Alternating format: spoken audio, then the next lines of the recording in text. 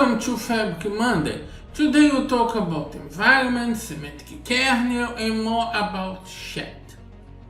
A few days ago, I was preparing a presentation about how to chat with your data.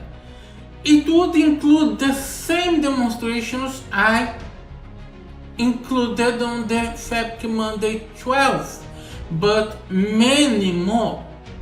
However, suddenly something unexpected happened. All my notebooks started to fail.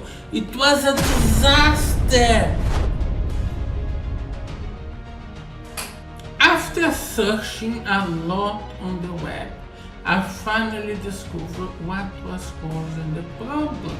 There is a bug on the new versions of the semantic kernel.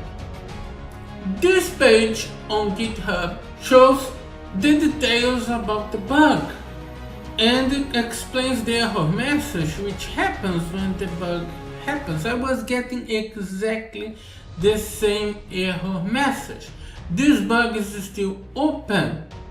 This means when you try to use semantic kernel to link OpenAI with Fabric, with the examples which I illustrated on Fabric Monday 12, they will fail because this bug is still open. How do we solve this problem? Well, we can return to an older version of the semantic kernel, fix our code in an older version of the semantic kernel, and the code will work. So how we do that? Well, I explained this to you on Fabric Monday 2. Take a look here. This is me explaining where you go on workspace settings to set the libraries and fix the libraries which will be available on your workspace. Let's see how the workspace settings is now.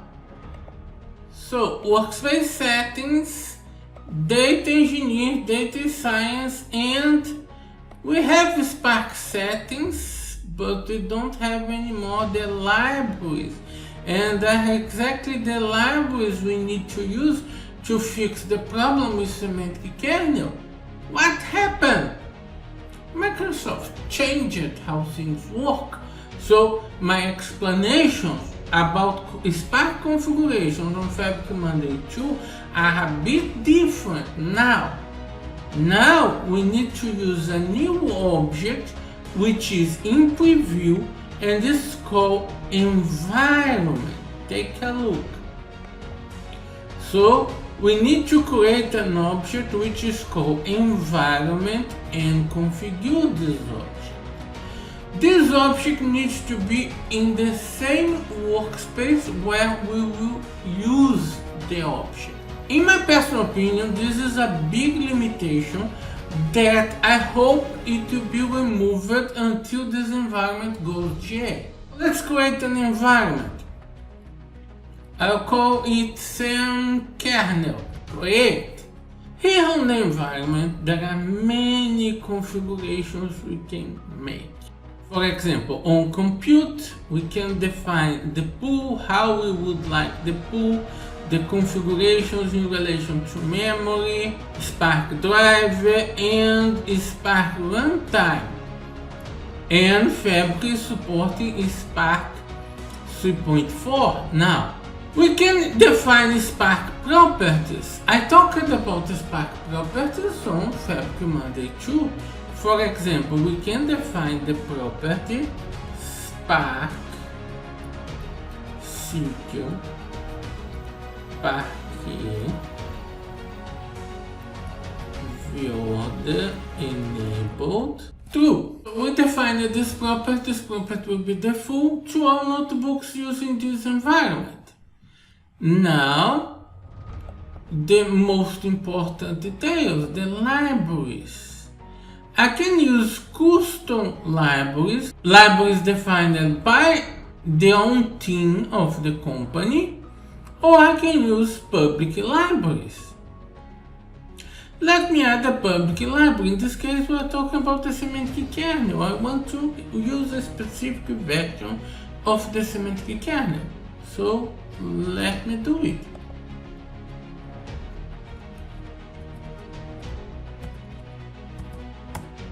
Semantic kernel, and it brings us a suggestion, the 041 version of the semantic kernel. This is not the version I would like to use. I would like to use the 0315 version. All the 04 version of the semantic kernel have the bug. That's the problem. So 0315 version of the semantic kernel, and the library is set. Now I save the environment with these properties that I created, the library and the Spark property. Saving is very fast, but now I need to publish. Publishing this environment takes a while. This takes some time. Publish, it started, and let's wait a bit. In our video, this execution time will be quickly like magic. Now the publishing is complete. Let's test our environment. Let's discover what we can do with our environment. Let me get back to the workspace. I can open my notebook. On the notebook, I can select the environment I will use to execute my notebook. For example, I can select this environment, the workspace default, or this second environment I created. But I don't need to select this on every notebook one by one. It's not needed. What other option do I have? I can come to workspace settings, Spark settings, environment, and I turn on the selection of the default environment. Turn on the selection of the default environment and select my environment as the default environment for this workspace. So I save this change, and now I can open the notebook again. The point here is that after choosing the environment as the full workspace environment, I don't need to select the environment. This selection workspace default will be pointing to that environment automatically. And since semantic kernel is already loaded, I don't need to use pip install. I use directly the import. It will open a new session and already execute the import of semantic kernel, which is available on the environment. Now the session started, so it's a completely new session.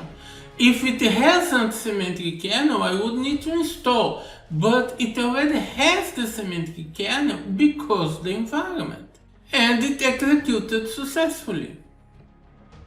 Now I can execute the second block where I make the connection to OpenAI, and I will not get the error, which is creating problems to so many people. So it's already executed, completed in 1 second, and I didn't got the error, which is happening for so many people. In this case, the environment is setting the version of the semantic kernel to be used by this notebook. In this way, we can use the environments to create a standard for the execution of our notebooks in our workspace. Thank you very much for watching, and see you next week.